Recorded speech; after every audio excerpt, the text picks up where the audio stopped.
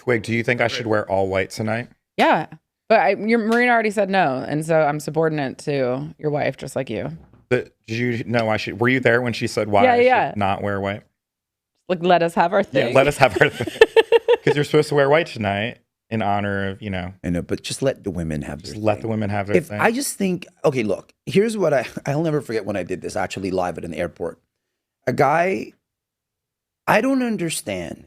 The hole in the toilet is really big. Yeah, right? yeah. So when guys pee and make a mess. Yeah.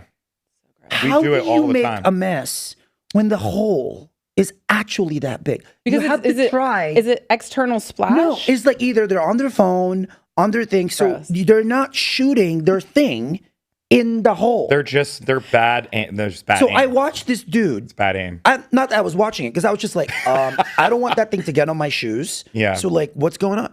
So I watched this guy be on his phone and be like, so finally I said something, yo, can't you just like shoot directly? Yeah. What'd he say? Yeah. He looked at me like I was crazy. I want to start this podcast by saying that we were very much looking to you to class us up a bit. Oh. And this open. But because we closed our last episode on dick pics and now we've opened up. Well, but I actually think it says about the moment about if you give us a hole and we can't even shoot in the hole. So like we're opening ourselves up for wait a second. I think it is so time to make so many jokes. For like women to like really lead. Yeah. Do you know what I mean? It's like guys have been giving lots of holes. Yeah. And like, what have we made of it? Yeah. And so I just think it's important that, so I don't know, Brad, do you say anything when you see that happen? When you see guys make a mess in the bathroom next to you? I tend to just stay away as far as possible. You know, that meme where it's like, if there's someone here at the urinal and there's someone here, which one do you choose? Yeah. I just stay as far away as possible. But you know, at airports, from people, it just gets so crowded. Yeah, you have no choice. But I'm like, I was really, but again, it's like, it's time for women to lead. Yes. Women who can juggle and, so. Yes. All right. Jose, I love this opening. That's my endorsement. Let's go. That is my endorsement. Let's go. You're right. The time has come. The time has come. The time has come. So I'm in white. Last day of the convention. You look great. Thanks, hon. We were debating before we started filming. I did go out and buy a white blazer, white shorts, and a white linen shirt. Blazer. Shorts blazer. A short set. Yeah. Wow. You bought a short set. I did. You really pull out some old black man behavior from time to time. It's true. Like a summer short set. That is a big move. Are you going to actually wear that? I don't know. Well, Marina said no. No, I put it on this morning. I tested it out, and she actually did say, she was like, you could pull it off. Okay. So, but I don't know. I also don't want to be, I think you should do it. We should let the women have their day. Yes, because they First of all. But also solidarity. I think solidarity is important. I think I don't know anymore if solidarity is important. Well, here's the thing. We've been talking about gender a lot so far in this cycle. And I think that there is something, it's burgeoning, it's new, but you're watching Democrats sort of reclaim a version of masculinity, right? Yeah. The Republican convention is organized by WWE. It was produced like a wrestling thing. It's like this very hyper-performative machismo version of masculinity. And I think that there's something really powerful about like Coach Walls and the version of masculinity we're seeing coming from Democrats. Yes. That's like, we are not threatened by the idea of women doing anything. Like we are down to participate. We want to be helpful to their rise because if they rise, we rise. Yeah. And so I think along gender, we actually have a dearth of examples of men being in public civic political life being like, no, I'm down. Like I'm down for the cause. We've subordinated or like segregated issues like abortion, issues like women's healthcare to women as their labor for so long. I actually think it's great to see guys be like, no, this is my fight too, right? And you've seen that in some of the programming. And I think in the symbolic nature of the wearing of the white, I'm down for dudes to be crispy and white. What I'm getting at though is like, I think solidarity gets to this point where I feel like we haven't given people proper respect. And I just think, you know, I'm getting to, and maybe it's because part of the Trump era for me is this uncivilized, disrespectful, chaotic kind of thing where I feel like we have been so disoriented by him and by what he represents. And party aside, my favorite yesterday, among my favorites, was the attorney, the guy from Georgia. Did you watch this guy who was the attorney general? Or It must have been early. Georgia? It was very early. Yeah. Look at you watching the whole program. No, I was just fascinated. And he talked about, you know, he was attacked after Trump wanted to overturn the election. And he said, there's something bigger than party. You know, I am here as a patriot. Yes. I thought that was a very effective, and clearly he was there. And mind you, as somebody who's, I'm considered a Democrat because I'm gay, I'm Filipino, and undocumented. But, you know, undocumented people can't vote. Yeah. So I've never voted. Let me repeat that. Undocumented people can't vote. They're undocumented because we don't have documents. And you need documents to vote. Yes. Right? Yes. So it's been incredible watching this whole kind of convention and thinking about how immigration was such a factor at the RNC. And in this one, it's like nary a peep. No, I mean, not in at all. Chicago. Not at all. Have not even Chicago. Have not even touched it. I mean, there were at the Republican convention, it was maybe brought up in every single speech. Every single speech was brought up. There were mass deportation signs that they had printed out. They had like children and young people holding in the stands. I have to tell you, and it's Usha Vance, right? Who I don't know her at all. I've been reading on it, but I don't want to assume anything. But she was up there, and all I kept thinking, I started texting reporter friends saying, the third largest undocumented population in this country come from India. Right. The third, 700,000. Right. Can somebody bring this up? Right. So as she's up there, first generation American from Indian parents, while there's 700,000 that we know of. Yeah. Right. Who are undocumented That's the from count. India. Right. That's an undercount. Right. Is anybody going to bring this up? Right. And here we are at this convention. Right. If Trump wins, it's going to be on the back of quote unquote illegal aliens like me. Yeah. And you come to this convention and nary a We don't even mention it. Wait, first off, we got to do an order of business. I love how we just went into this, I'm Jose. sorry. Yeah. Set us up, B. Welcome to the Twigg and Jenkins podcast. Is that what I'm on? You're on it. Okay, That's great. what we're doing, Jose. Amazing. You're on the Twigg and Jenkins Great. podcast.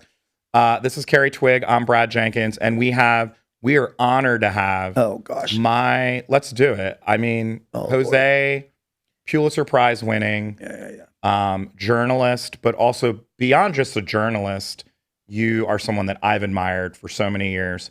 I've told Jose that he's my mentor, even though he refuses. Totally refuse. He refuses to take it. Founder and CEO of Define American. Just someone who, when we talk about, Twigg and I have been talking a lot about race. We've been talking a lot about gender.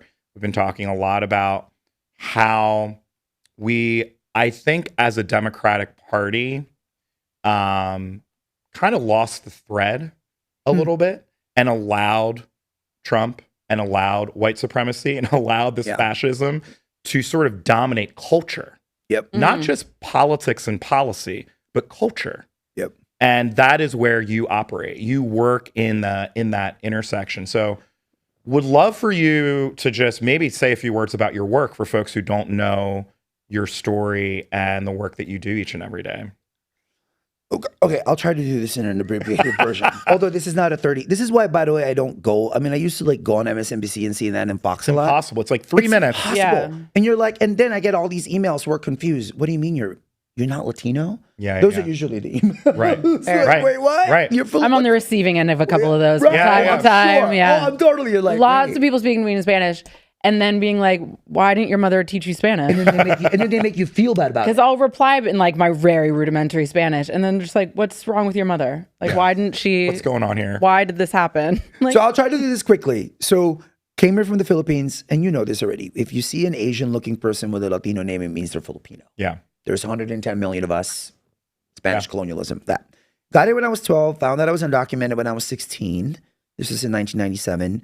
And then found out that apparently you can have a career called being a journalist when your name could be on a piece of paper. You have, when you read the stories, it says by somebody. Yeah. So I thought, oh, shoot, like if my name was on a piece of paper, then that means I actually exist. So that's amazing. The only reason why I became a journalist. And one of my mentors, Teresa Moore, said, you literally wrote yourself into America. So that's kind of what I did. So I did that from 1730. And then the DREAM Act was, on the table again. It's been on the table since I was 20 years old.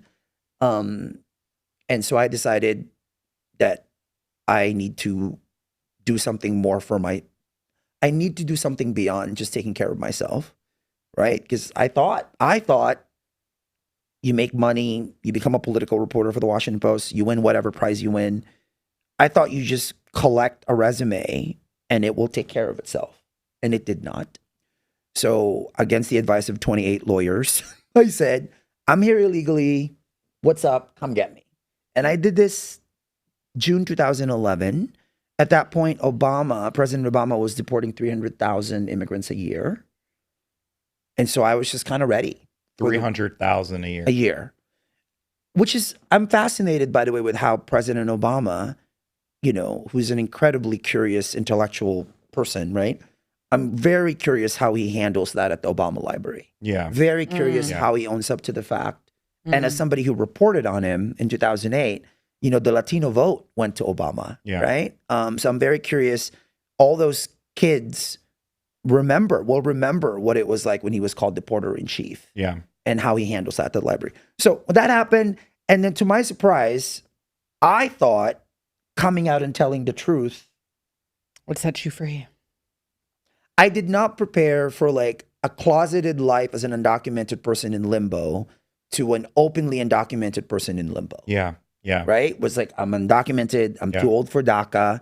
I can't marry my way into citizenship, unfortunately. I can't get an O1 visa. I can't because of all the fraud I committed and admitted to committing, a lot of things are off the table. Right. Yeah. So I'm like apparently there's about 5 million of us who kind of don't have a real path to follow. Right. But yeah, so that's kind of complicated. And as I'm saying this to you here at the DNC, sitting here stewing the whole week thinking, okay, the goal is to defeat Trump. That is their goal. And I'm into that goal because I don't want to get deported. So I'm just going to sit here knowing that, the vice president had a month to pull a campaign together, right? And so she's going to figure out what she's going to say about this. Yeah. And I'm just going to wait. Yeah. So that's kind of where I've been at in my Right. Do you think that there is a winning argument for any Democrat at the top of the ticket, whether it had been Kamala Harris or Joe Biden? Do you think that there is a winning argument for them to make around immigration? Like as a party, the history of immigration has been so checkered, right? So checkered. And I don't know who can or how to thread the actual needle, both from a policy perspective, but also from a rhetorical one. Well, it would require a certain kind of truth-telling that, for the most part, don't exist in politics. Yeah. The media can't even talk about it. Right. And I have to say, again, I grew up in newspapers. I know a lot of these reporters who cover these campaigns. And the kind of collective indifference. Look, so long as people are mowing your lawns, babysitting your kids, and making sure you have your salads. Yeah. Yeah. I'll never forget. So again, I came out June 2011, right? I was waiting for somebody to contact me. I was like, is Napolitano going to call? Yeah. Like, I think at that point she was at DHS and nothing happened. By October, I'm like, what do I do? I contacted the editor of Time magazine because I knew him. And I said, hey, I want to write a story about why they haven't deported me yet. So I actually called ICE myself. Like, hi. So interesting. As a journalist, it's like a thought exercise. I'm writing a cover story for Time magazine. What'd they say? I got a woman. I was living in New York at the time, so I had to call the New York office. And the woman goes, oh, I know who you are. I'm like, okay. You're on my "Are you radar. gonna deport-" Yeah. And then she goes, what are you doing? Mm. I'm like, what are you doing? I'm writing Yeah. a cover story. I need a comment from the government, my government, because it Right. is my government. I went to school here. I pay taxes here. Are you going to deport me? Why not? Mm. And then she put me on hold. She got back on the line. And Can you she, imagine the scurrying that was happening? Incredible. But and she says, no comment. I'm like, no, you don't understand. I'm writing this cover story. It's 5,000 words. I need a comment from the government, my government. Are you going to deport me? Why not? Right. No comment. Right. And I'm saying this, I'm recalling this because I actually think no comment is the metaphor. yeah. We don't want to talk about it. It's no comment is honestly, speaking of the convention, it's no comment for this No Democratic comment. convention. So losing issue for us. Yeah. Never mind the undocumented people in Chicago. Yeah. This, by the way, Chicago is the birthplace for the undocumented, unafraid movement. I was sitting in the Washington Post newsroom. YouTube was just starting out. Yeah. And there were a bunch of young, undocumented college students, high school students in downtown Chicago saying that they're undocumented and unafraid and unapologetic. Mm. And I'm sitting there going like, I'm totally afraid Mm. and I'm totally apologetic. Yeah. I'm like, what the hell are they talking about? Yeah. And so that I carry that with me all throughout covering Obama, Yeah. over the Obama campaign in 2008, which is when I met you, right? So I covered the 2008 campaign for like 2 years and 2 months, going around the country, Sarah Palin, Mike Huckabee, God, yeah. I had so many moments of just pure, what is the opposite of courage? Cowardice. Mm. Right. I remember when Mike Huckabee, right before the Iowa caucuses, started talking about illegals in Des Moines. And I was there as a reporter for the Washington Post. Instead of raising my hand saying, Governor, you're talking about me. Mm. Yeah. What did I do? Oh, I'm filing a story for the Washington Post. Yeah. Do you think it would have changed anything though? Because to the performance of it, Great question. because he's like, you can't vote for me anyway. The people who are sympathetic to you are probably not voting for me. Mm-hmm. This is red meat that I'm throwing to other people. So, but again, I'm just an ornament. Mm. We're ornaments. Right. Right? Like we are, this is the thing I've been thinking a lot about, which is what does it mean to be on the menu and yet can't order? Mm. Every election cycle, Mm. we are on the menu Mm-hmm. and we can't order. Mm-hmm. So then what do we do? Right. Right? And so there's a separation that the thing that I have to fight against every time is to make sure that I remind myself that I'm connected, Mm-hmm. that I'm not disconnected, that I don't allow that kind of severance, right? And I'm sure this is something that I can only imagine what it's been like for Palestinians, Yeah. right? Chicago is home to what, the largest Palestinian American. Yep. I can only imagine what it must be like for Palestinian Americans in this country who are Democrats watching this thing happen and go, wait a second. Yeah.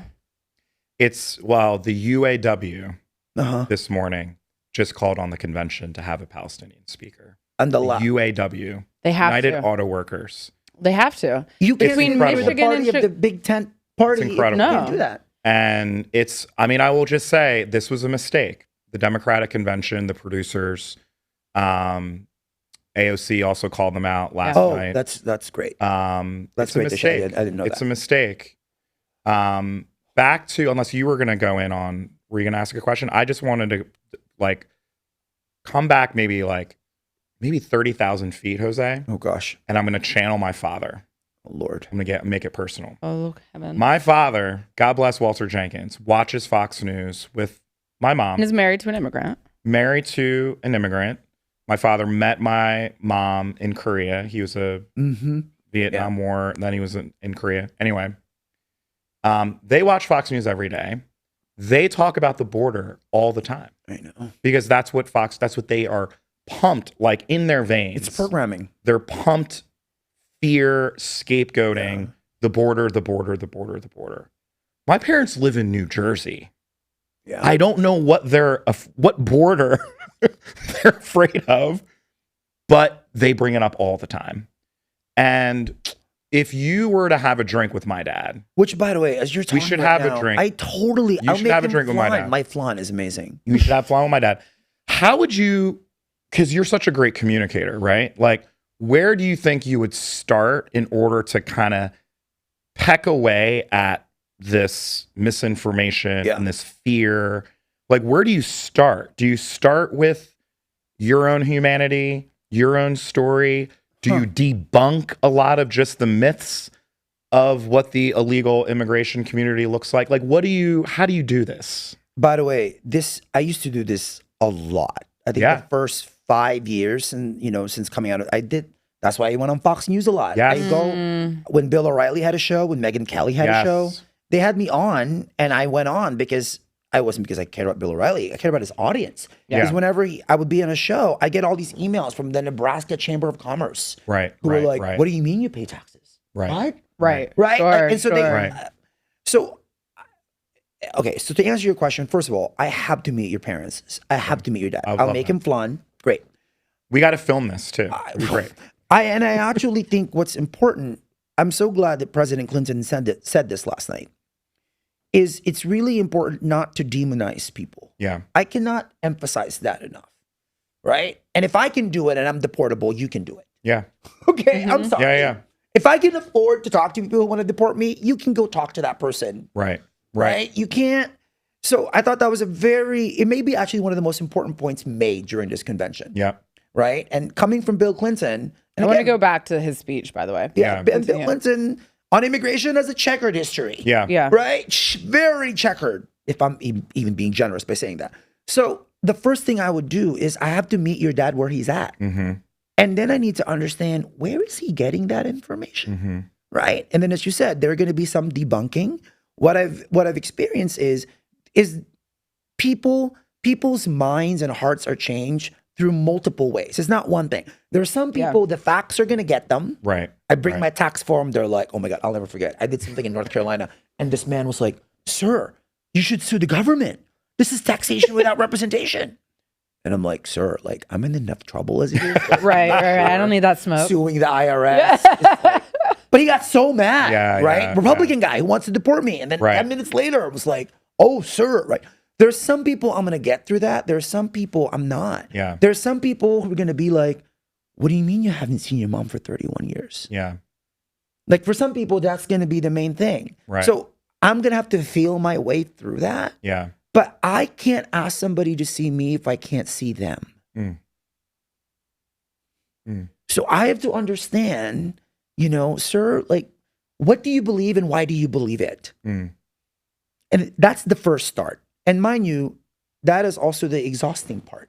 Yeah, right? Of course. Which is why I had to kind of take a break from that. Yeah. I had to be like, wait, because mind you, I could have an entire existence. That's all I do. Right. I could like go on a Daily Show and be like, okay, you want somebody? I can just do this every day. I can but then, and thank God I read Toni Morrison so early in my life. Like, how do I handle this contradiction knowing that Toni Morrison told me when I was in 8th grade that I was free in my mind? I'm free here. And now I have to go deal with people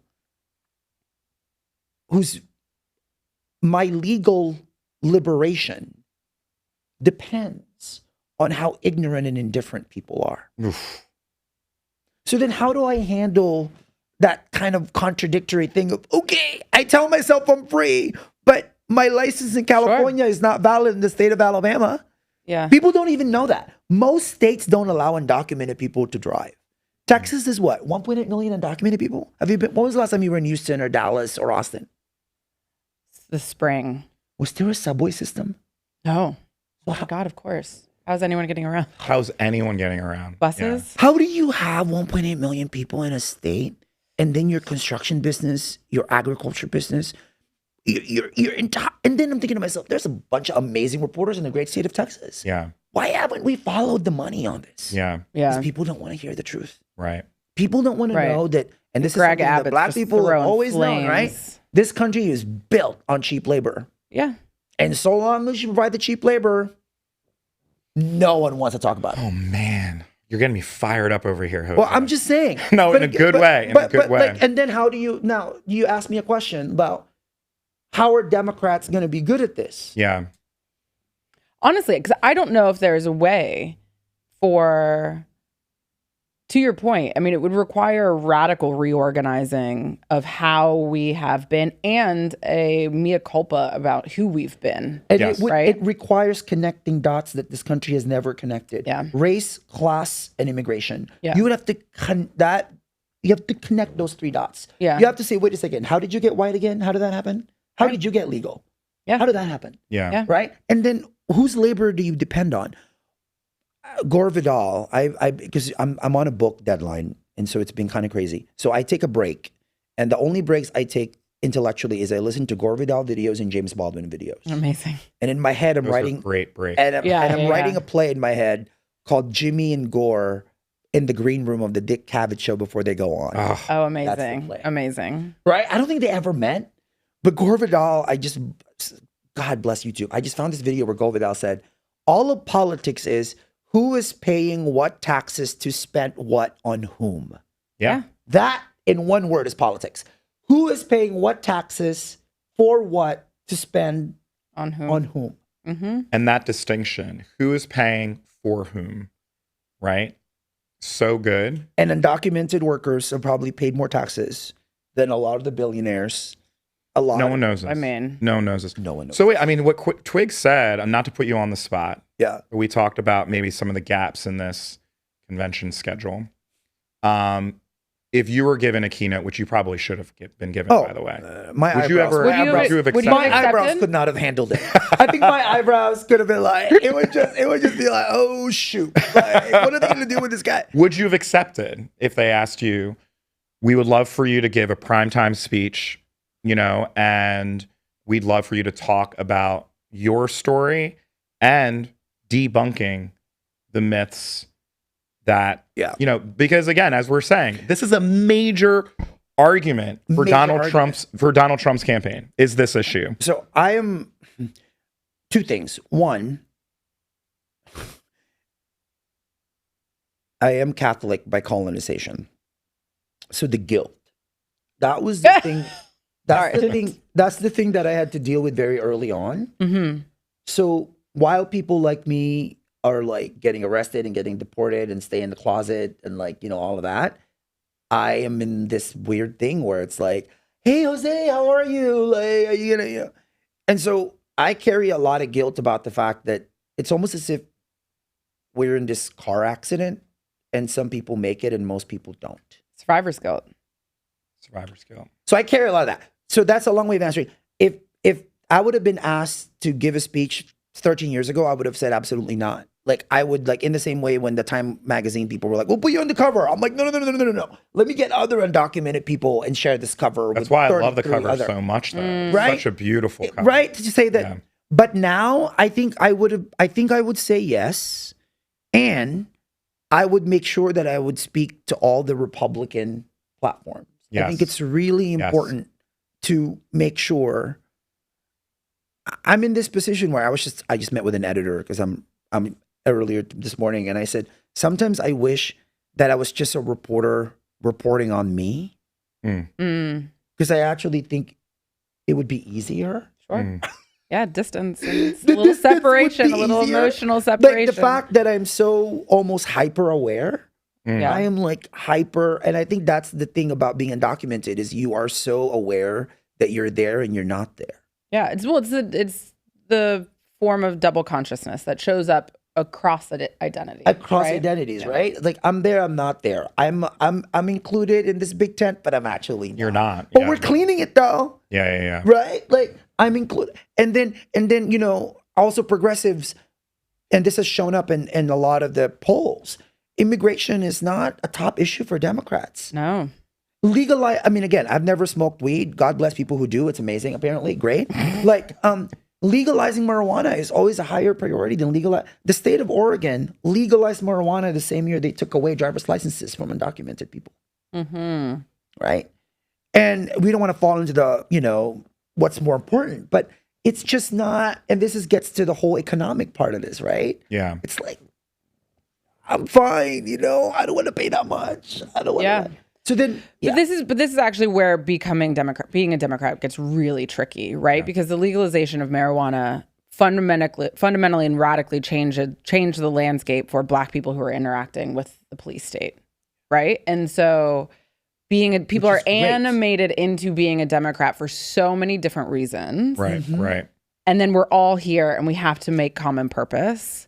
Whereas people are animated into being a Republican for like a narrower set of reasons. I'm not trying to say there's only one reason to be a Republican, but it's a narrower set. But it's also why the demographics of their party are so much more homogeneous. Yeah. And so when we have people who are animated into a political position for different, oftentimes conflicting, not because they're ideologically conflicting, but because human beings only have so much time and attention. Like, we only have so much of a political attention span, whether that's from what the press covers, what voters care about, or what an administration can do, right? Like what they can prioritize. We're now in this big tent that we have as the left, I suppose, but everyone's sort of pushing for different things. Yeah. And often that means requiring that someone else take a backseat. Right. And how do you prioritize? And how do you prioritize? And then that in itself becomes really unfair. And we're watching that unfold right now. Yeah. In that, like, immigration hasn't even been a topic. No. Even though it's this massive topic that we have to figure out and we have to work on. And it's the topic. The topic for Trump. For the right. And then, but we're also seeing it with Palestinians, right? And that the fact that we've had like a handful of speakers who have said the word ceasefire at any moment over the course of the last 3 days. Bill Clinton did last night. Yes. He was the highest profile person to say ceasefire. Yeah. There's the call to have a Palestinian speaker. We had Israeli families represented last night. Yeah. By the way, we're just so used to like lowering the barriers. So naming the obvious is like we have to like pat them in the back. Honestly. Oh my God, I'm so glad. 40,000 people have died. Yeah. Like, how do you justify that? How do you look Palestinians in the eye and say your life is not as important? Yeah. How do you do that? And so, but again, I think this is well, and also I would also add that the rules of the convention itself, there were uncommitted delegates who were at that arena. Yeah. Right. Those are real delegates. And the fact that it's not been addressed is, again, much like, I have to tell you, like immigration stuff. I think it's important to have hope. Yeah. And I think it's really important to be a hope. To actually be the physical manifestation of it. It's not enough to like, you have to actually embody what that is. And I think Vice President Harris, I am encouraged and hopeful that she is listening and will continue to listen. And that, I think, is the difference, right? It's like on the other side, and this is coming from somebody who, again, I've never voted. I guess I'm a Democrat. I don't know because I've never voted. I haven't picked any of that stuff. But they don't even want to talk about any of this. No, yeah. So let's acknowledge that, right? Like, let's not like pretend that they're equal. They're not. They're not. They're equal. Like we're a totally different planetary, ecosystem here when it comes to like these issues of identity, belonging, equality, equity. The fact that in the Democratic Party, you can actually say there's equity, there's equality. Those are two different things. I'm not sure. And most people will know what you're talking about, if not agree with you. If not agree, right? Yeah. Yeah. So I just want to acknowledge, and I think that's really sad. Yeah. I think it's really sad that this country that was founded on an idea is now functioning as basically a one-party system that is actually talking about ideas. Yeah. Yeah. There's only just one party talking about ideas. The other side, right, wants to, in many ways, are operating in a very narrow America that doesn't exist anymore. That's why, and for me, if it existed ever, I think this is why the longing. I mean, MAGA, right? Like it did for them. No, but America. But that is in itself a fallacy because there were still millions and millions of people who were not included in that. But that narrative, though, in their head, right? At the 50s was this like, my God, on my way here, I was re-listening, and again, I'm like a walking Toni Morrison encyclopedia. I was listening to this speech that she gave at the Chicago Humanities Festival in '93. I'll forward it to both of you. Probably one of the best speeches ever. and she was talking about just the value of a humanities education, why that's important. Right. And she started talking about how do you narrate the self without erasing another? Mm. Mm. Mm. How do you narrate yourself without erasing another person? That is, I think, a core question of the Democratic Party that the other side. Yeah. And by the way, that's the other brilliant thing about Bill Clinton's speech last night. You hear I.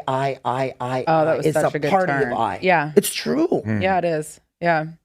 And to me, by the way, again, as somebody who used to be a political reporter, the fact that we're covering Trump's campaign like it's normal.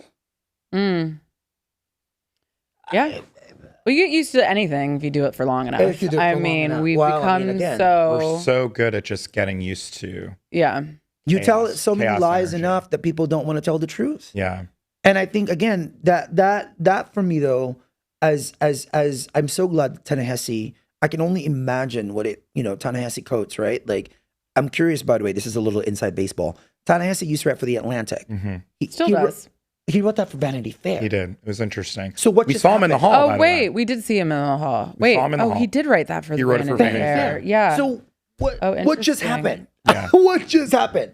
I'll probably email him a bit. Yeah. What just happened? Tea? Beautiful Is there- piece, though. is there Beautiful tea? piece. Beautiful. And again, Ta-Nehisi's and a ask truth the teller. same question, right? Like, Yeah. what does it mean to narrate? Yourself, What is the exercise we're actually going through? Right. Which I think is the American is the experiment. question that's under the question that the Democrats are asking over the course of this week, which is like, what are they actually doing? We can ask all these questions. We can lay out this framework. We can lay out the choice ahead of American voters. But what is the purpose of the exercise of the convention? Right. Yes. And that's what he's asking in his piece. And it is about shaping that sort of narrative landscape that the Democrats are putting forward. And who's included? and who is included in that? And who's included, and then most importantly, who's excluded. Absolutely. And Twig and I have been joking about this. We joked about it day drinking with our friend Ryan. But we were kind of joking about all these Zoom calls. How are you feeling about these Zoom calls, Jose? I feel bad because I got asked to participate and I was like, I get it. I get it too. I get it. Yeah, And, exactly. we're on this thing where if it's not on Instagram, it didn't happen. Right. And so again, Wait, you were asked to participate but declined. I didn't even answer the emails. So we have Same. two no's. Same. Oh, Same. you- No, passive well, no? it was- Passive- No, I just was Here's like, what it was, though. It was the black man call and the black women call were these historic kind of moments. Historic moments, yeah. They raised $3 million each, and it was all organic. There wasn't a single celebrity on the. It was just people were just coming and wanted to be in a part of this movement. And then here we go. You gotta love the Democratic Party. We then had to have an individual Zoom call for every group. every single group. Not only every single group, every gender of every single group. Wait a second. So there was an Asian male call. There was like every single subgroup had to have their own Zoom call. And what I was saying this to Twig, I was like, this is Donald Trump's dream. Yeah. He wants his side to see this. White supremacists imagine this world where we are not talking to each other. We are not seeing each other. Yeah. We all want our individual pieces of the pie, And I think that, the feeling of wanting to do that, there's nothing wrong with it. I think it's a beautiful thing to want to. Oh, no, absolutely. To be centered and to feel represented. But we're not listening to each other. And, there should have been Asians, undocumented, white women on the black man call, listening to what black men are saying, And for me, this is something I've been really chewing on a lot, which is how do I make sure that being undocumented gay and Filipino are actual bridges and not walls onto themselves? How do I do that? How do I make sure that, I'm so sorry, if you're not undocumented gay and Filipino, like we can't talk because we have nothing to talk about. It's crazy. But this is where, who was it? Aristotle, who said that metaphor is the genius of the human soul. Yeah. Right. To be able to actually imagine yourself in other people's lives is of moral urgency. Yes. Right? I would hope that you don't have to be undocumented to know what it's like, what it means to not see your mother for 31 years. So Jose, my point is, you're like, by the way, I'm getting like shivers. But Jose, you should have been on every one of those calls. Oh, no, But no, do you know what I mean? Like your voice, meaning not you specifically, but that idea where, you know, we have to just, in order to beat Trump, we have to come together, not to sound cheesy as shit. And we also have to include white people too.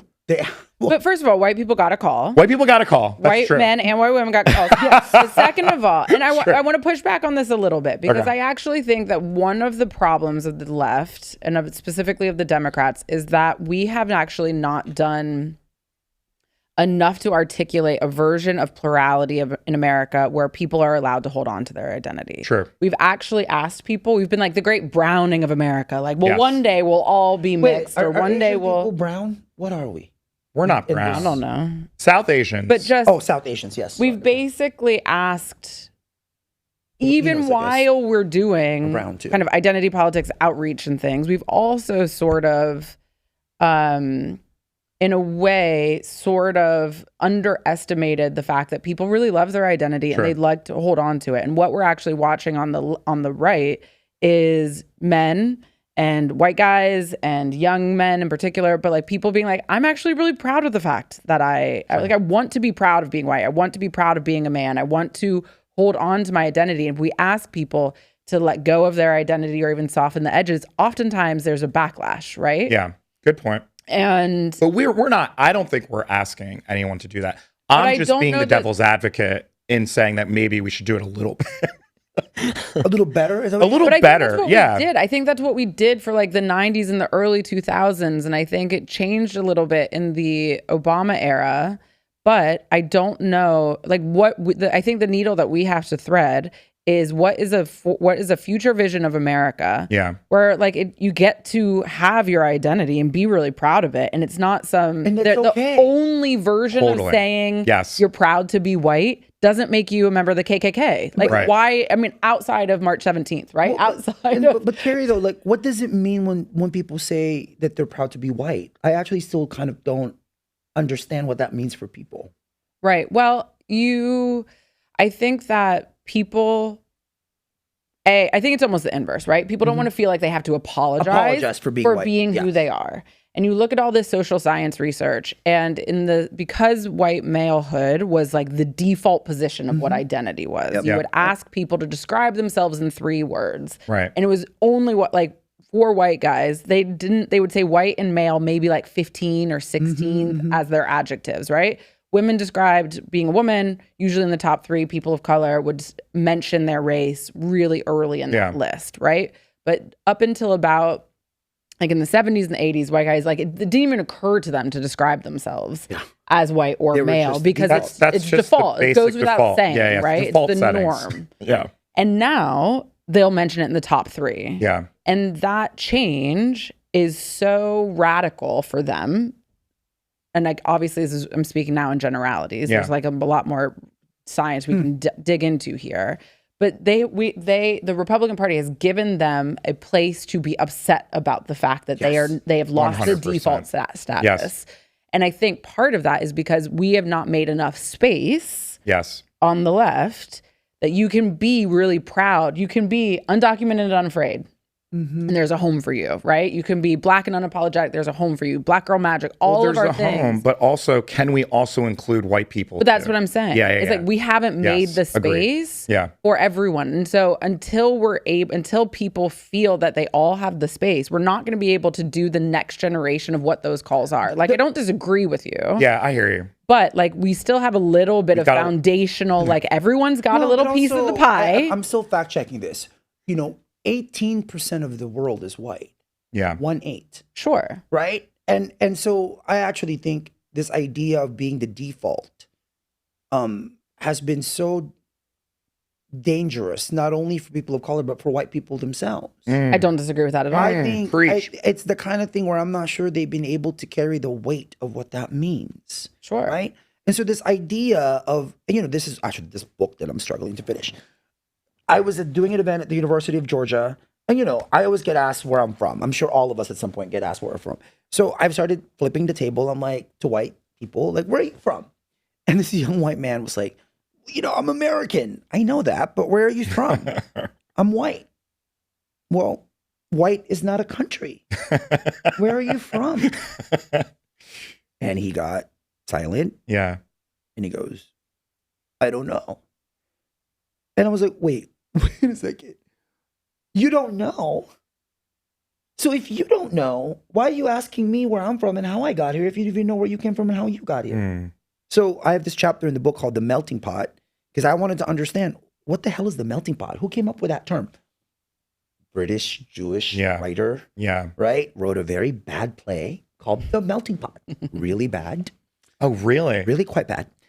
And sorry, I'm sorry. I love for its artistic merit, or for its content. There's no artistic merit. Okay, There's no artistic merit. But it's not like the ideology. It's not just like bad. It's just a badly written play, right? Right. That Teddy Roosevelt loved. Was it Teddy? One of the Roosevelts loved. So then they started using the word melting pot. Yeah. But it was always about white. It was always about Europeans coming to America and melting into one thing. Oh, so it was never about anything else than that. Yeah. Sure. So now that the country is home to, now that America is home to 47 million immigrants, mostly Latinx, mostly Asian, mostly black, 1 out of 10 black people in this country is a black immigrant, right? The melting pot was never a part of that. Yeah. We were never considered to be a part of that. And yet, in the myth of America, that we're a melting pot. Sure. Right? And black people from the very beginning are like, wait a second. Like, Sure. You're not who you say you are. Yeah. What is Of this course. freedom? You're writing the Constitution Like, while that's you're cute. Yeah. So we haven't even acknowledged that. Meanwhile, 47 million immigrants joined the black-white conversation mid-sentence. Mid-sentence. Without the vocabulary. Yep. Yep. And so I'm curious, for example, now I'm going to get in your business. Let's go. I'm curious with your parents. Like, how do they deal with that? How do you deal with, in America, colonialism and imperialism are not part of the racial vocabulary of this country. Right? Sure, no. America thinks in a very black or white, North versus South. In many ways, we're still really talking about the Civil War. We still, 100%. as the country has demographically been reconstructed, white people don't even know what the hell the Reconstruction was. Right. So that is where we are at this moment. And I have to tell you, this convention has not addressed that whatsoever. At all. On the other side, they call they're it the not Great going to. Replacement. Yeah, of course. That's the Great Replacement, right? I coined this term in my head, and I'm using it in the book I'm calling it the Great Replenishment. If the Irish and the Italians and the Germans replenished this country in the 19th, 18th century, why aren't the Indians, Filipinos, Haitians, why aren't we doing the same? Right. But this is your point. But this, going back to this, the fact that the world is only, the global population is 18% white. There's still a difference between fact and perception. Yes, absolutely. And the cultural change that we've undergone, right? Where it's not even just the reason why people think of themselves as a default status, and it's not as though anyone needs to be told America's parochial, right? Like, we're not the best at knowing what's going on outside of the world. Our cultural American hegemony is like very intact. And over the course of the last 20, 30 years, literally the difference in visualization of what you see on TV, who you see, like who gets cast in commercials, who you see in advertisements, the shift of that has been so radical. When I was a kid, I barely got to see people who looked like me on television. Never. Right? And so there would be like a dark-skinned black girl. That would be the representation for blackness. And there'd be one, right? Lisa Turtle, Saved by the Bell. AJ Slater, Lark I guess. Voorhees. You loved Lark Voorhees. Absolutely. Right? And so it's so funny. Actually, I'm not going to tell that story. But, and then it started to shift to now where you see kind of ethnically ambiguous people because they're covering a lot of ground. You could be Dominican, you could be Puerto Rican, you could be, So it's a twofer, you know what I mean? Dominating shows, pop culture, advertising, right? You're seeing interracial families. So all of a sudden, despite the fact that we are still the de facto segregation, people are living in communities mostly amongst themselves. Yeah. You're mostly living in all white neighborhoods. 75% of America. 70% of white America live among white people. And then you're having this version of America reflected back to you that has existed for a very long time, but you don't see it in your day to day. And you're like, right, I'm being erased. Yeah. And it's like, no, because we're human beings as individuals, we're not good at thinking about big numbers or really small numbers, right? So people aren't walking around the world thinking about themselves in relief or in comparison to the global population. They're not. Yeah. Right? And so that sort of shift, I think, has been so deep and profound and has created a lot of psychological Oh my God. And Trauma. And I think Trauma. we're still in the beginning stages of this. 100%. And I think we keep having systematic conversations. And at the same time, in my opinion, in my experience traveling the country nonstop, is we keep making systematic conversations without acknowledging kind of the individual cost that comes with those systems. Right? Like, you know, when even like in a space where I would be in front of an audience that's not very friendly, and I use the term white supremacy, and every white person just starts going, "Yes." And there's a part of me that's like, I'm not talking about you individually, but I am talking about your individual actions that contribute to that. And so then, like, what kind of like, right? And so it's just interesting watching. I mean, for me, I have to say, like, this is why after I made a documentary about being undocumented for CNN, and then I was like, what can I do after that? I didn't want to do a part 2. So a guy who's run MTV was like, what is the documentary that no one's letting you do that you want to do? White people. I remember So that. I literally made a 1-hour documentary for remember MTV. that. It's on So YouTube great. called White People. Is this still on YouTube? It's still on YouTube. Still on YouTube. Man. I did this because every immigration conversation I had, it didn't matter if I was in Wisconsin, if I was in Georgia, if I was in Alabama, if I was in Ohio. The question at the end of every conversation was like, what does it mean that there's going to be more of you than us? Yeah. So I went around the country talking to young white people about what it means to be white in a country that's getting less and less white. This was 2000. The documentary aired a month after Trump announced he was running for president. And I'll never forget the reaction, because to this day, that's still the thing that I did, that I still get stopped at Subway saying, oh, you're the white people guy. Because I guess enough people had seen it it aired right after Catfish. No, it aired right between Teen Mom and Catfish. Unbelievable. Yeah. Right. What was the thing that most surprised you? Like, what would you hear that most surprised you, or that you couldn't have anticipated, right? Because I think, going back to the double consciousness, people of color have been forced to learn about white people in a way that they've not been forced to learn about us. Yes. And so I'm very rarely surprised by things from a white perspective. I was just not surprised, but the psychological panic. Yeah, sure. I think that was The really degree more of it. pronounced than what I thought. Yeah. And then when I would go around the country, I would usually a white guy, college student, would come up to me at the very end, pull me aside and say to me, I don't want to be that guy. Yeah. How do I not be that guy? And in the beginning, I didn't know what to say. I was like, what are you talking about?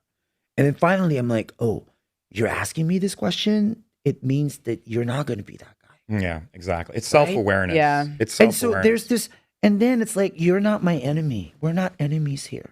And that's why Baldwin said so many freaking things when I was young that I was like, what the hell was he talking about? Nice. You know, when James Baldwin, who's 100th Timeless birthday, and was, ahead of his when time. Baldwin said, all safety is an illusion. What the hell are you talking about? Give it a little time. That's a big one, right? And then this idea of like, by the way, like when I started talking about like the burden of whiteness, I got that totally from Baldwin. Yeah. Because Baldwin was the person who said, what you're doing to that black woman is horrible, but what you've done to your soul is actually worse. Yes. For you to think that you could do that to that person. Right? And so this is a shared thing that's happening between us. And I think that kind of, and I wonder for all of us here who are content creators in one way or the other, and now we're living this kind of golden era of content creation. Yeah. What kind of content can we be creating and curating that allows this? I think it's conversations like this. This is the reason why Twigg and we started Zooming with each other. And we're like, you know what? People should hear what we're talking about. You know what I mean? I think that's number one. Number two, to bring it back to the convention, because I have a feeling people are, Walls just spoke last night. He was phenomenal. Yeah. Absolutely phenomenal. And I honestly was watching thinking like, this is the secret weapon, this guy. Well, you know what's so This funny? guy. It's so funny. Because I don't know about you, but there's a moment where I'm like, oh, you strip away all that stuff and they're just people. Yeah. I didn't even think of him as like this white dude. Yeah. And I actually didn't either. Right? Yeah. You just strip that Yeah. away. No. And you're like, Yeah. this is so, it was so pure. It was so pure, and everyone had a coach like that growing up. Everyone had an incredible teacher like that growing up, right? And it transcends race, but also this is going to appeal to a lot of white people who are afraid for all the reasons we just described, who feel excluded, right? Like having someone like that up there, there's no way you can watch that guy talking about loving your neighbor. Like politics is about just loving your neighbor. Yeah. And being opposed to that message, being like, actually, no, I don't. You know what? Fundamentally, you know what? I do love my neighbor. Yeah. And unfortunately, we do live in such a segregated country where the vast majority of white families have never even had a chance to become friends with black people or Asian people. Well, they only know us through whatever media they're consuming. Of course. Exactly. Well, that's so funny that you brought that up in this context, because when I was watching it last night, I was not thinking about it from a racial context. I was very much thinking about it as a woman and like having his football team come out and they're in their jerseys. And I was like, I love every single one of those dudes. So beautiful. And it's so, as a woman, it's so extraordinary to see a group of men and be like, I would feel safe with all of you. Yeah. Because it's just not part of, right? The thing that was happening on the internet is like the woman and the bear. It's like, would you rather be stuck in the woods with a man behind you or a bear behind you? And everyone was picking, all the women were picking the bear. Like, that's really, it was funny, but it's also devastating, right? I was having a conversation with my uncle, and he was telling me, he's a black man from Barbados, and he was talking about being in the American Deep South. And he was like, you know, it was the first place I've ever been where I just physically felt so uncomfortable. And I was like, physically uncomfortable? He's like, yeah, like unsafe. Like I didn't feel And I was like, I cannot imagine making it 50 years without once feeling physically unsafe. I feel physically unsafe almost every day. Yeah. In some moments. Wait a second. But wait a second. See, that's the kind of thing that I would just never, I can't.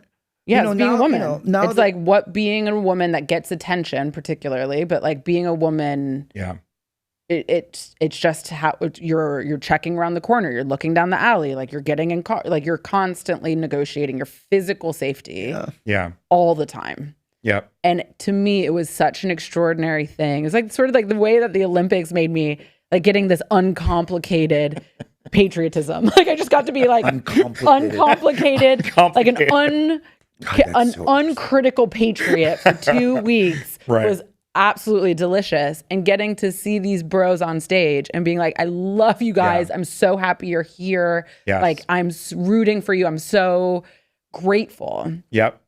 And that was really special to me. And so I wasn't even processing it of like, oh, that's 20 white guys on stage. It was just like my guys. But when does that happen for you? Like I was so rarely. It's kind of like me when I started watching Succession. Right? I was like, okay, am I actually going to care about this show?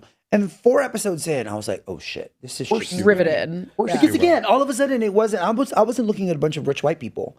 I was looking at the family, the dynamics of what happens in the family. Yeah. Yes. And you're just watching it, and you're just like, it's like, and sometimes, by the way, I play it on YouTube when I'm working out, and it's like listening to like Shake. I'm just listening to Sondheim. Yeah. The dialogue is like so good, right? Yes. Yeah. So, but again, I have to go through that process of, I just didn't think of them as a white family. They were so universal in their so emotional specificity of it. And I think those are the kind of moments where I feel like, oh, when America means all, we can actually mean all. Yes. Yeah. So that gets us back to what we're talking about, right? Like, and that's and that honestly, the Wall speech, in my humble opinion, by far the best of the convention. I would also put it up there with maybe one of the best speeches in a very long time. Like it was that good for me because of the specificity that you're describing. Watching that speech, I know that guy. Do you know what I mean? Yeah. And it wasn't every other speech, not every other speech, most of these speeches, it's just, you could put it through a chat GPT thing, right? It's just like, here are all the issues, here are all the things. Here's the checkbox of who I am by all of these criteria. Yep. With Tim, this is such a great segue to the, I told my wife this anecdote, and she was like, Brad, you probably shouldn't tell people this anecdote, but I'm gonna tell it. Here we go. Let it rip. I was at this dinner. It was a beautiful dinner. I sound like Trump. It's a beautiful dinner. It was like a few months ago in LA, and there was a lot of really interesting, amazing people of color. And there was this dinner before this event. And the purpose of the dinner was everyone shares stories of, you know, films or TV shows that, you know, spoke to them and like they felt represented by the thing. And it was going through, and every single person, it's like they, you know, black person, Asian person, you know, went around, and everyone was picking films that were them. So they were picking, and a lot of them were like films that came out like a couple years ago. And so it just felt so arbitrary. And it got to me. Oh God, what did you say? I said Ferris Bueller's Day Off. Chicago. Ferris Bueller's Day Off. And it was an interesting thing where half the room laughed and really loved it, and half the room did not like it at all. But what I was effectively saying was, growing up as a Blasian kid in Trenton, New Jersey, there's never going to be something on television that's going to look like me. Yeah. It's never going to happen. And we have to expand our imaginations. And let's think about Baldwin or Shakespeare or Aristotle. It's like, these masterpieces are not race-based. These are beautiful stories. These are beautiful poems that resonate with everyone. I grew up wanting to be Ferris Bueller. It didn't matter that he was You're very close. a rich white kid. You've a really rich white kid manifested that grew up in Chicago. Are we really actually starting this conversation? This is an amazing. Okay, wait a second. Do you know what I mean? Like, I just feel like totally hear what you're we saying. need to just be a lot more. Weirdly, I understand what Twigg is saying too, because we don't want to flatten it all out. And I didn't want to be disrespectful to everyone there who found their stories through film. I found my stories through a lot of different kinds of things. I also, I'm going to throw something out here, and I don't know if it's true for you, but it's definitely true for me, that I feel, and maybe it's because I am biracial, maybe it's because mom's black, or mom's white, dad's black, but I have always felt a lot of fluidity with my identity. Sure. And like, there are things that I do that I'm just like, oh, that's so cliche and white. Like, there are things that I do that are like really black girl, like I'm all over the map. And I've never, I can see myself in anything. Yeah. And I think that's because I had no choice. Yes. But I don't consider it, and it was isolating and lonely as a child, but I don't consider it a burden now. Now, there's no room I'm uncomfortable in. It's a superpower. And so I don't have to feel, like when Insecure came out, and everyone's like, yes, like finally a show about black girls. I'm like, but I just did that. Like, I just got home from brunch. Yeah. This is already happening. So for me, I would rather watch something that feels different. Like, I would actually rather watch rich white people that I have no experience of what that's like. Exactly. Because I just did this. Like, by the way, her name's Gabby, not Molly. But like, we just had this convo. Now I'm going to watch a better lit repeat of it. I have to tell you though, like, this is where the representation matters conversation has to go deeper. Yes. Yeah. Because what's the next slide? Right. Exactly. So for me, to your point, because, you know, I got here in 93. My education was like, how do I get rid of this Tagalog accent?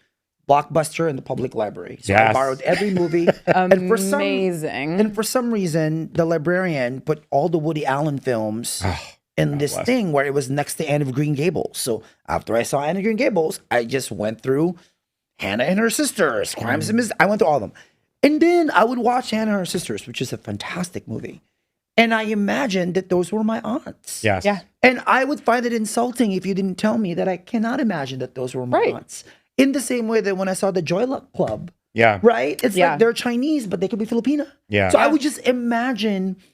So to me, it's absolutely representation matters.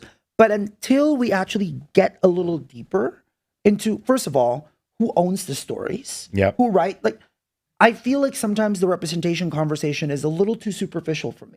It gets a little too kind of like, it's either we're checking a box, right? And we're not getting dirty enough. Yeah. And I think And I think it also goes to our politics. Too. And This is the reason why Trump is resonating with a lot of young people right now. But I have to tell you though, In a weird way that I'm worried about. but Brad, I think it's resonating because it's easy. And it's also easy. Brad, That's a great Trump way to is put it. easy. It's so simple. What this convention and what this party represents, Yeah. this It's is hard. hard. This is so much harder so work. This much is harder. like this is So much like, harder work. But this is why it's intellectually dishonest Yeah. to compare the two parties like they're as if they're opposites. 100%. It's that and Or we're engaged in the same enterprise. Like Yeah, we're yeah, doing, yeah. we're And engaged so- in different work. And this is where Yeah. our media is failing us. This is where, and maybe that's why people have tuned them out. Yeah. Maybe this is also Agreed. part of the tuning out because, and I'm saying Big this- boy sentence. I'm telling Absolutely. you, though, as this is somebody who like prayed to the altar of the New Yorker, or the New York Times, and the Washington Post, right? Like I thought that to be relevant means you work in those news organizations. Yeah. What does it mean that they're losing their relevancy? Yeah. Mm-hmm. What does that mean? That's a big, It's a big question. Mm-hmm. And I think, is it influencers? Is it YouTube? Is it? And this is where I think this moment requires not only a radical reimagining, it requires a kind of investment, a commercial investment, right? Commercial, public, private, whatever that is, that we need to recreate in a country that is unlike any. The whole world is now here. Whole world. The whole world. There The is whole world is no, now here. There's no comparison. There's no comparison. America as an experiment, and this is why It's when people, wild. This is why Like- when people say like, "Oh, America's not exceptional," where else in the world could you get 23 people from 20 different countries that hate each other, Yeah. Yeah. be one thing called Asian American? Yeah. Only in America. Yeah. Only in America could So Koreans, true. Japanese, Filipinos. And in America, I bet you right now, you could tell the difference between Thai food, Vietnamese food, and Japanese food, and can't tell the difference between Vietnamese people and Japanese. Yeah. Right? Like that, this is an experiment that this country hasn't, no one in the world has ever done this. Yes. Agreed. So I think it requires a certain amount of grace. Yeah. I think it requires a certain amount of humility, and it requires a certain amount of creativity. Yes. Yeah. Which speaks to the fact, like, I was really, and again, uncomplicated patriotism, high on uncomplicated patriotism from the Olympics, but also like the reclamation in the convention of like seeing USA freedom, like literally chanting USA. I loved that. Love it too. I love Because this country is extraordinary. No, we have not nailed everything. Okay, but the idea that so many of the things that can happen here can happen nowhere else. Yeah. And have not happened anywhere else. Can I be honest though? Like that was a question I really had to ask myself about staying. Right? Because, when Trump was elected, I ended up writing this book, and I literally wrote this book thinking I would leave.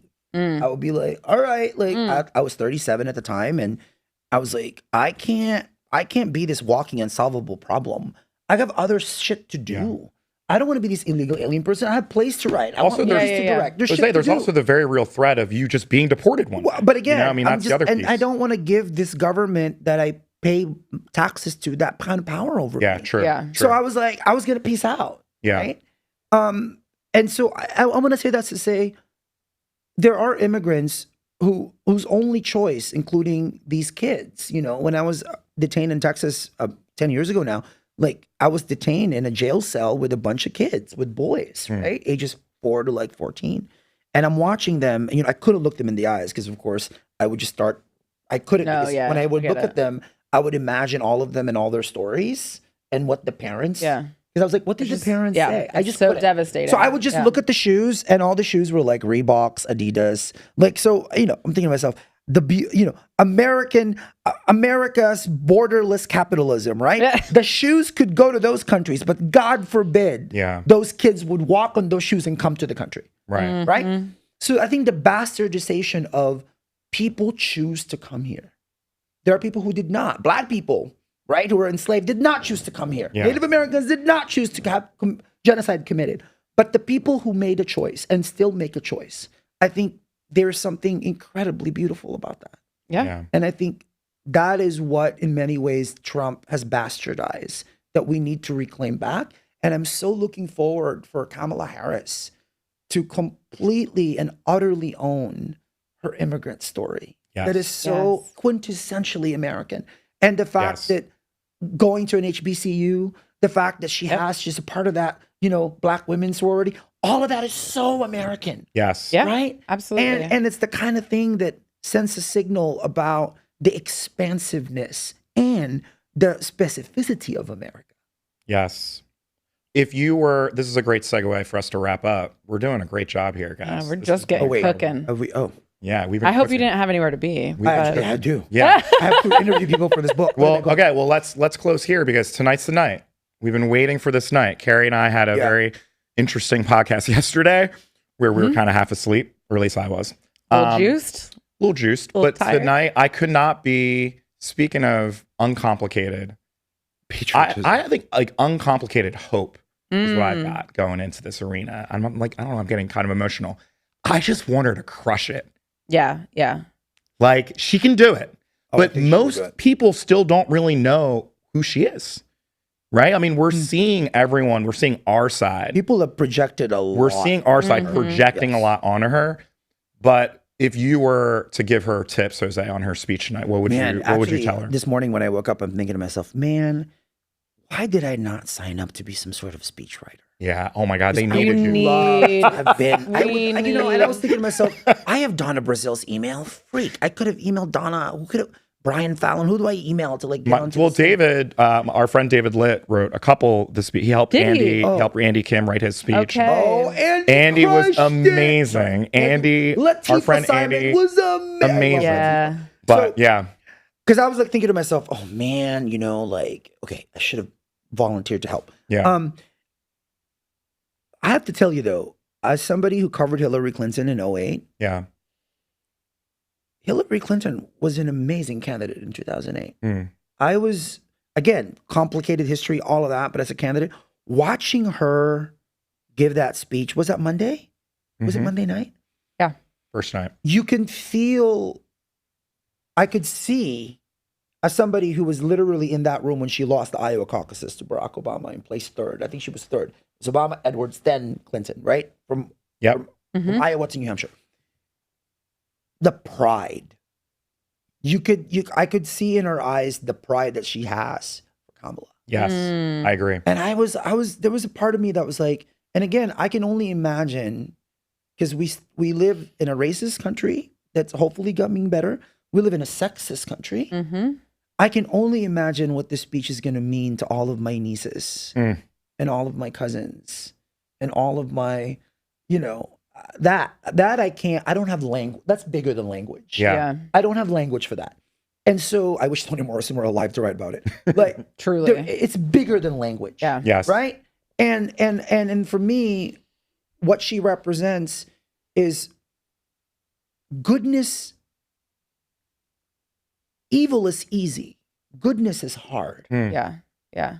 Being good is hard. Yeah. That's the quintessential Toni Morrison. Yeah. Being good is hard. Yeah. To be human is hard. Yeah.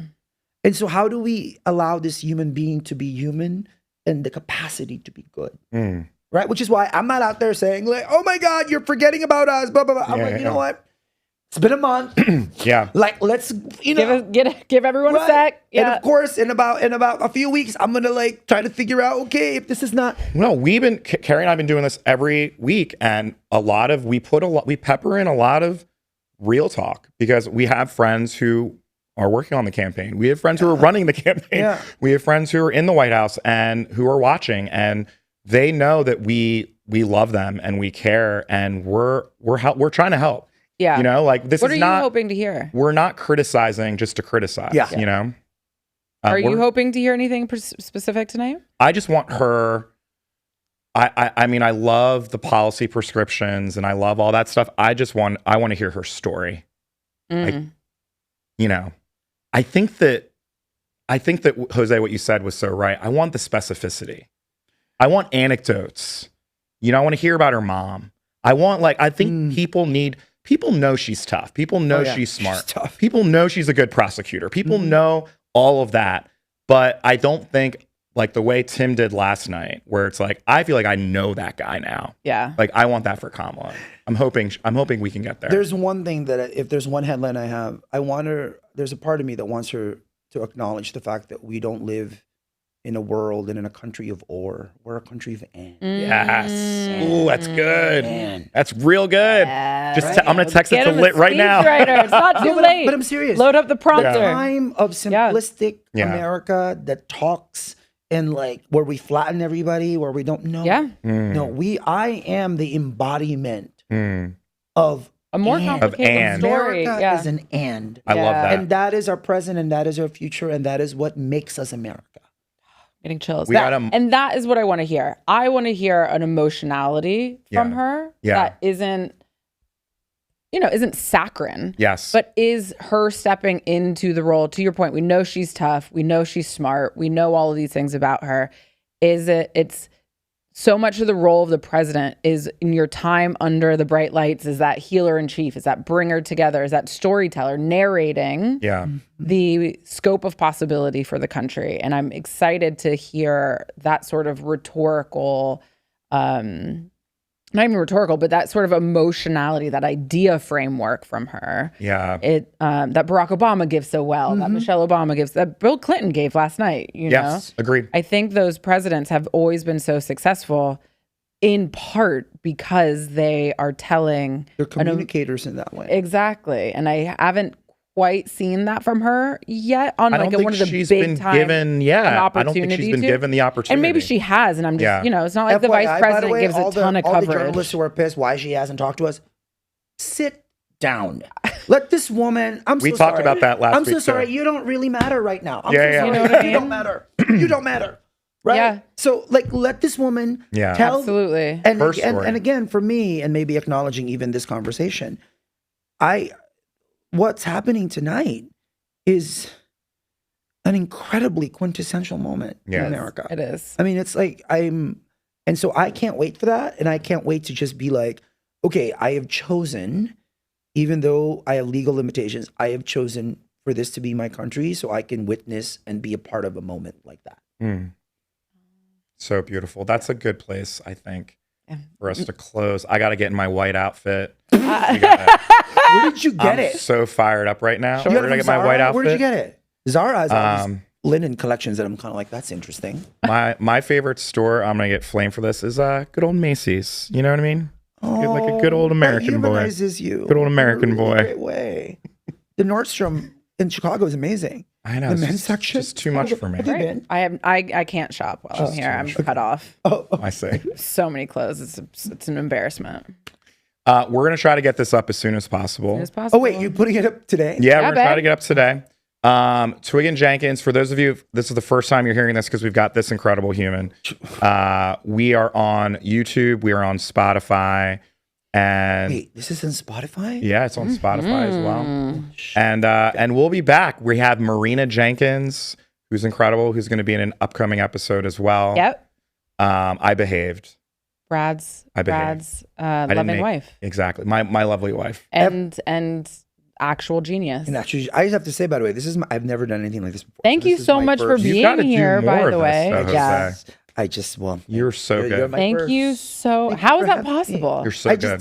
You just been turning everyone down? Yeah. No, seriously. Except for us. Yeah. Kind of like, wow. It tells you your power. Look at us go. Yeah. We love you, Jose. Thank you so much. Peace, guys. This is spectacular.